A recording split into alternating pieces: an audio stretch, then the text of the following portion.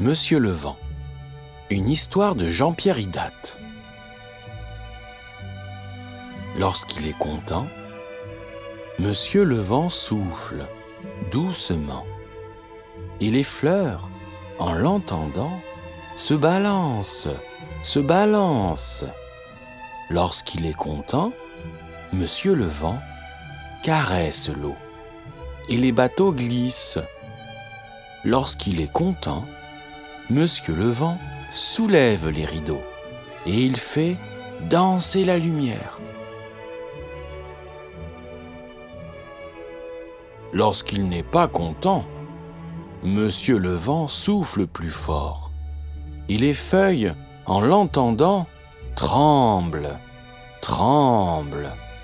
Lorsqu'il n'est pas content, Monsieur le Vent tourmente les flots qui s'enfuient, blancs d'écume. Lorsqu'il n'est pas content, sous les fenêtres, Monsieur le Vent se glisse et il fait le froid dans la chambre. Lorsqu'il n'est pas du tout content, Monsieur le Vent souffle encore plus fort et les arbres, en l'entendant, craquent de peur et les vagues sur la plage se mettent à courir et les portes, tout à coup, se ferment en claquant. Mais lorsqu'il est en colère, lorsqu'il est en colère à cause d'un chat, Monsieur le Vent souffle sur le chat. Sur le chat, il souffle, et il en fait un chat-nuage, et il l'envoie dans le ciel. Lorsqu'il est en colère à cause d'un mouton, Monsieur le Vent souffle sur le mouton. Sur le mouton, il souffle, et il en fait un mouton-nuage, et il l'envoie dans le ciel. Lorsqu'il est en colère à cause d'une vache, Monsieur le Vent souffle sur la vache. Sur la vache, il souffle, et il en fait une vache-nuage, et il l'envoie dans le ciel. Tout cela le fatigue, car sans arrêt, il souffle. Pour se reposer, parfois, Monsieur le Vent s'en va, au pays des montagnes. C'est là-bas qu'un jour, au fond d'une vallée, Monsieur le Vent découvre une petite fille. Depuis toujours, elle vit là, dans sa maison cachée sous les nuages, avec 2 noirs dindons, une poule et une oie. « Petite fille, demande Monsieur le Vent, as-tu déjà vu les fleurs et leurs couleurs ?» Mais la petite fille ne répond pas. Depuis toujours, devant sa maison, un nuage lui cache les fleurs. Alors, doucement, Monsieur le Vent souffle. Et doucement, le nuage glisse. Mais tout autour de la maison, les 2 dindons s'inquiètent. Qui les admirera encore si la petite fille découvre les fleurs? Et tout agacé, avec un pot de peinture et avec un pinceau, sur la fenêtre de la maison, les 2 dindons peignent un nuage. Et ce nuage, encore, cache les fleurs à la petite fille.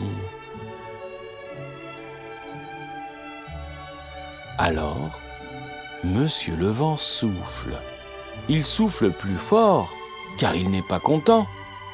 Il souffle si fort qu'il ouvre toute grande la fenêtre. Et la petite fille découvre les fleurs, toutes leurs couleurs. « Petite fille, demande alors Monsieur le Vent, as-tu déjà vu le ciel, le soleil et la lune avec ses étoiles ?» Mais la petite fille ne répond pas. Depuis toujours, au-dessus de sa maison, un nuage lui cache le ciel. Alors, doucement, Monsieur le Vent souffle, et doucement, le nuage glisse. Mais tout autour de la maison, les deux dindons s'agitent. Qui veillera encore sur eux le jour et la nuit si la petite fille découvre le ciel? Et tout enragés, du bout de leur bec, les deux dindons accrochent le nuage. De toute leur force, ils le retiennent. Alors, Monsieur le Vent souffle. Il souffle encore plus fort, car il n'est pas du tout content. Et le nuage, poussé par-ci, tiré par-là, poussé, tiré de haut en bas, le nuage s'étire, tant s'étire qu'avec bruit, il éclate. Et la petite fille découvre le ciel, le soleil et la lune avec ses étoiles.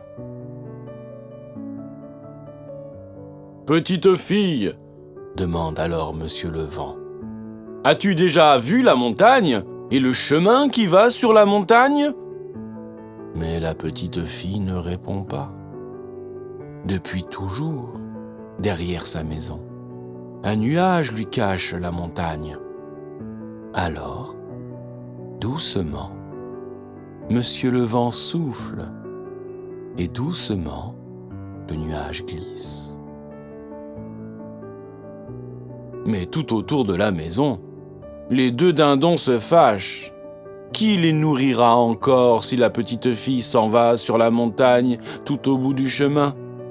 Et tout déchaînés, sur la poule et sur l'oie, les deux dindons se jettent.